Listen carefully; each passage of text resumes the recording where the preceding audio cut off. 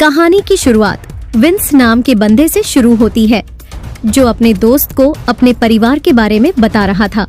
Wins पहले बड़े बालों वाली के बारे में बताता है कि वो उसकी बीवी है। इसके बाद वह छोटे बालों वाली के बारे में बताता है कि वह उसकी प्यारी बेटी है। परिवार के बारे में बताकर वह शूटिंग की प्रैक्टिस करने लगा। विंस को शूटिंग का बेहद शौक था, इसीलिए वह रोज रात को उसकी प्रैक्टिस करता था। विंस का निशाना जितना बढ़िया था, उसके दोस्त का निशाना उतना ही बेकार था। अगली सुबह विंस बाथरूम में दाढ़ी बना रहा था, जबकि उसकी बेटी रीना स्कूल जाने के लिए तैयार थी। इसी बीच रीना की माँ जूली भी उसके पास आती है। रीना बस से स्कूल जाना चाहती थी, लेकिन जूली चाहती थी कि रीना विंस के साथ जाए।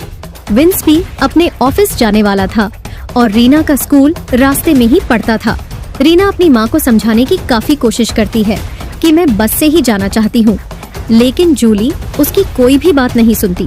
जूली का पहला पति एक हादसे में मर गया था, जिसके बाद उसने विंस से शादी कर ली थी और विंस रीना का सौतेला बाप था। कुछ देर बाद विंस गाड़ी चला रहा था और रीना उसके साथ ही बैठी थी।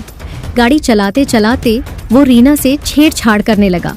रीना उसे रोकने की कोशिश करती है, लेकिन साला वो नहीं रुकता। जल्दी ही रीना का स्कूल आ गया। विंस उसे गाड़ी में रोक कर कहता है कि तुम मुझे बेहद अच्छी लगती हो। उसकी बात सुनकर रीना कुछ नहीं बोलती और चुपचाप स्कूल में चली जाती है। रीना का सौतेला बाप उसे कई दिनों से परेशान कर रहा था, इसीलिए वह काफी उदास रहने लगी थी।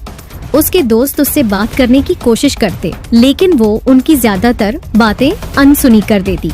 उसके दोस्त जब उसकी उदासी का कारण पूछते तो वो कोई न कोई बहाना बनाकर बात को टाल देती। स्कूल के बाद भी रीना बाजार में घूमती रहती, क्योंकि उसे घर से डर लगने लगा था। दूसरी तरफ विंस जूली को बता रहा था कि उसे ऑफिस से निकाल दिया गया है और इसी बीच रीना भी घर आ जाती है। जूली उससे पूछती है कि तुमने आज भी आने में देर क्यों कर दी। रीना बताती है कि मैं अपने दोस्तों के साथ थी और उसकी बात सुनकर जूली उसे खाना खाने को कहती है। उसकी बात मानकर रीना खाना खाने लगी, जबकि जूली घर के काम करने लगी। विंस मौका देखकर फिर से छेड़छाड़ करने लगा। इस बार रीना उसे सख्ती से रोकती है और उसकी सख्ती देखकर विंस रुक जाता है। वैसे जूली आज एक पार्टी में जाने वाली थी और वह तैयार होकर पार्टी में चली जाती है। जूली के जाने के बाद घर में सिर्फ विंस और रीना ही बचे थे। विंस रीना के पास आकर कहता है कि मैं तुमसे बेहद प्यार करता हूँ। अगर तुमने मेरी बात नहीं मानी तो मैं तुम्हारी माँ को छोड़ दूंगा। उसकी धमकी सुनकर भी रीना कुछ नहीं बोलती, जिसके बाद विंस चुपचाप वहाँ से चला जाता है। कुछ देर बाद रीना टीवी देखने लगी थी और विंस फिर से उसके पास आ गया था। वो साला हाथ धोकर उसके पीछे पड़ गया था।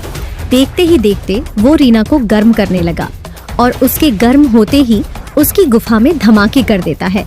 विंस ने रीना की गुफा में धमाके कर दिए थे, जिसके बाद रीना अंदर से टूट गई थी। वह अब स्कूल तो जाती थी, लेकिन पूरा दिन खोई खोई सी रहती थी।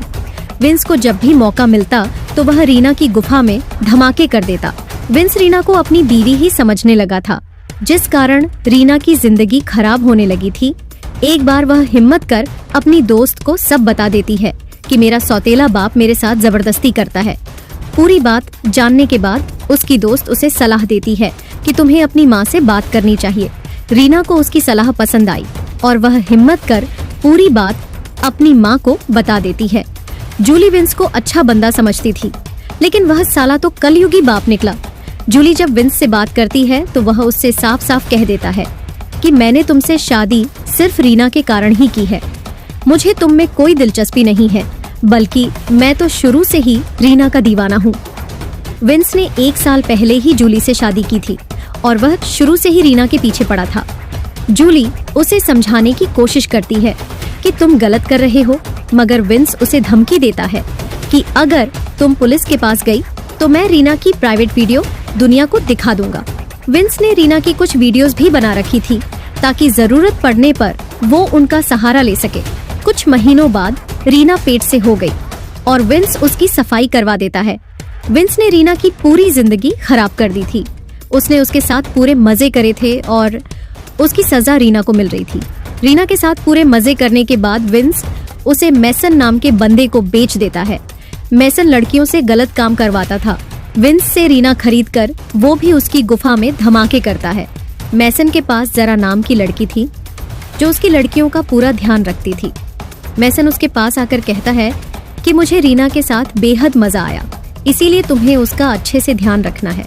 जरा उसकी बात मान जाती है, जिसके बाद वो उसके साथ भी शुरू हो जाता है। रीना के बाप ने उसे बेच दिया था, जिस कारण उसकी पूरी जिंदगी बदलने वाली थी। ऐसे ही एक रात जब जरा क्लब में थी तो वो एक लड़के के पास आकर कहती है कि अगर तुम्हें नई लड़की चाहिए तो मेरे पास एक नई लड़की है। मैसन इस क्लब का मालिक था और क्लब में ही उसका घर था। वो क्लब में दारू के साथ साथ लड़कियों से गलत काम भी करवाता था। लड़के से बात करने के बाद जरा रीना के पास आकर कहती है कि तुम्हें एक लड़के को खुश करना है।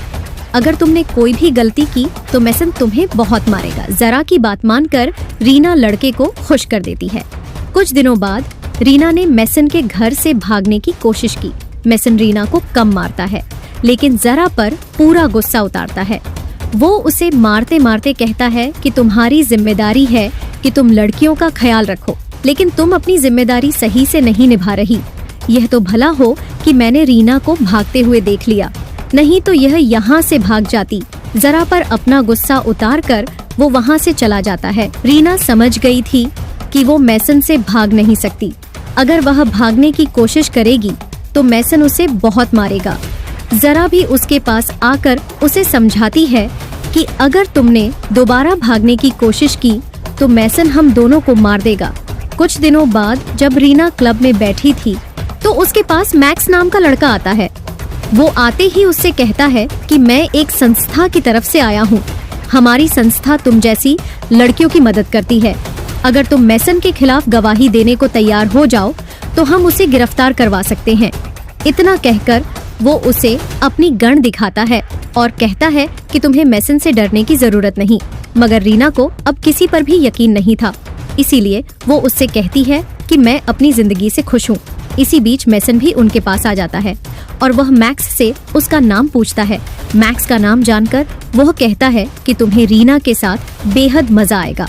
मैक्स उसे अपनी सच्चाई नहीं बताता, बल्कि वह झूठ बोलता है कि मैं यहाँ पानी निकालने आया हूँ। मैसन भी उसे यकीन दिलाता है कि तुम्हें रीना के साथ बेहद मजा आएगा। इसके बाद वो उन दोनों को एक कमरे में जाने को कहता है और उसकी बात मानकर रीना उसे कमरे में ले आती है। कमरे में आते ही रीना उसे गर्म करने लगती है, लेकिन मैक्स उसे रोककर कहता है कि तुम्हें यहाँ से निकलना चाहिए और मैं तुम्हारी मदद कर सकता हूँ। मगर रीना उसकी कोई बात नहीं सुनती और उसे गर्म कर उसका पानी निकालने लग जाती है। कुछ देर बाद ही मैक्स का पानी निकल गया। उसे अब रीना अच्छी लगने लगी थी। वो उसे समझाता है कि तुम्हें मेरे साथ चलना चाहिए और मेरे पास गन भी है, मगर रीना उसकी बात नहीं मानती। मैक्स जब ज्यादा ही जोर देने लगा तो रीना परेशान होकर बाहर आ जाती है।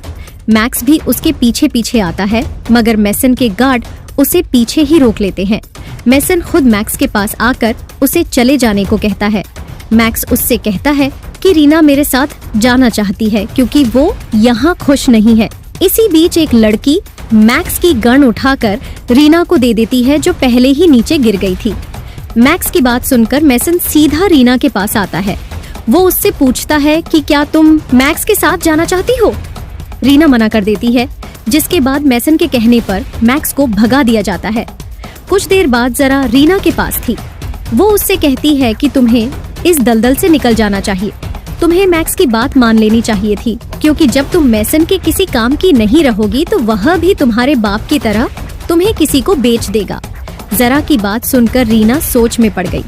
उसे लगने लगा था कि शायद उससे बहुत बड़ी गलती हो गई। रीना को एक सुनहरी मौका मिल गया था, क्योंकि मैक्स की गन उसने अभी भी अपने पास छुपाकर रखी हुई थी। इसके बाद वह सीधा मैसन के पास जाकर उसे गन दिखाती है और कहती है कि मुझे मैक्स के साथ चले जाना चाहिए था। मैं जानती हूँ कि मेरा पूरा इस्तेमाल करने के बाद तुम भी मुझे बेच दोगे और मैं दोबारा बिकना नहीं चाहती। तुम बिल्कुल मेरे सौतेले बाप जैसे हो और मुझे उससे बेहद नफरत है। इतना कहकर वो मैसन को मार देती है, जिसके बाद सभी लड़कियां आजाद हो जाती हैं। इसके बाद रीना एक मनोचिकित्सक के पास जाती है और वह उसका कई हफ्ते इलाज करता है। कहानी के आखिर में रीना को यह पता नहीं चलता कि उसका सौतेला बाप उसकी माँ को लेकर कहाँ चला गया, जिस कारण वह अपनी बाकी की जिंदगी अकेली ही बिताती है। इसी के साथ इस कहानी का यही अंत हो जाता है। हमारी वीडियो देखने के लिए बहुत बहुत धन्यवाद। अगर आप ऐसी ही वीडियोस के दीवाने हैं तो प्लीज मेरे चैनल को जरूर सब्सक्राइब करें। मिलते हैं अगली वीडियो में, तब तक के लिए नमस्कार।